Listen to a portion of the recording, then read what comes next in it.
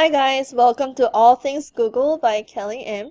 I'm going to show you 5 different Google strategies that you could incorporate into your lesson plans. The first strategy that I'm going to show you is on Google Classroom. The second Google strategy is on Google Drive. And third will be on YouTube. Fourth will be on Google Earth. And lastly, I will be also talking about Google Image and advanced search in Google Image. So I'm going to start with Google Classroom. So on your Google browser, you'll need to type in Google Classroom and sign in when click on the link for Google Classroom, or you could also type in classroom.google.com and you'll need to sign in with your ID. Once you have signed in with your ID, you'll be taken to the home page where it shows the different classes that you've created for your Google Classroom. In my Google Classroom, I already have 5 classes set up for my biology and chemistry classes, so let me show you my biology class as an example. Once you go to set up your class, you'll be given this class code right here to share with your students, to have them be enrolled into your Google Classroom. What I use my Google Classroom for is to share the documents that I would want students to complete in using their own Google account. So I've done close to about 35 assignments so far from first semester to second semester. I do my bell ringers here where I have them type in the bell ringer questions at the beginning of the period, and also type in things, and also type in their answers, and this will be automatically turned in to me through Google Classroom on the due date provided above.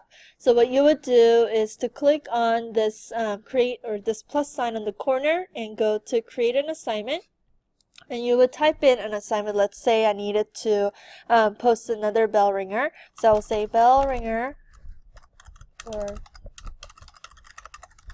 and I'll say February 23rd or whatever, and I'll add the document I already created through Google Drive, and I will change the setting to make a copy for each student. This will allow me to pass the bell ringer document to every student's Google Drive for them to complete.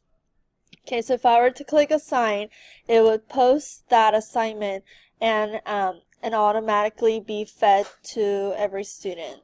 So let's say that you've given out your assignment through Google Classroom and you wanted to correct this. So let me show you how it would look if you were to correct students' work. So this is bell ringer from February 22nd, and notice how it says 28 done and 1 not done. So if I were to click on that 28, it automatically takes me to the assignments that the students have turned in. So clicking on the assignment allows me to see what they have done, and also going backwards, it also it makes a note that if they were done on time or if they were done late. So based on that, I could give them like credit for their work and grade their rest of their work.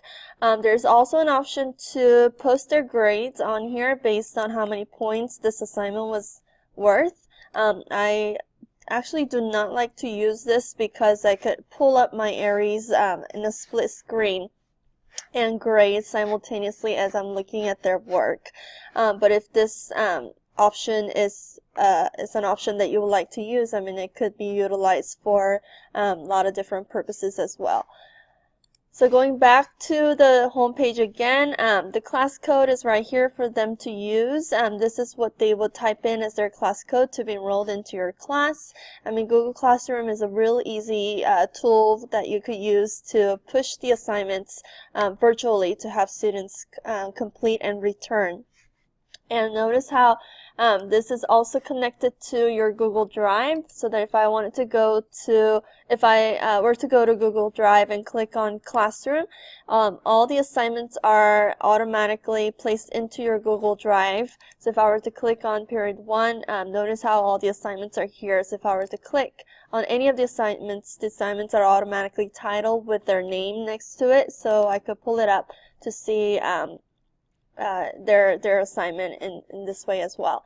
So this is a really easy tool, and I've been using this for many months, and I'm loving it because it really reduced the amount of copying that I need to do for students, and it reduced the amount of paper I'm using to copy, as well as having them to learn and be able to turn in their work virtually has been a real pleasure for me to use in class.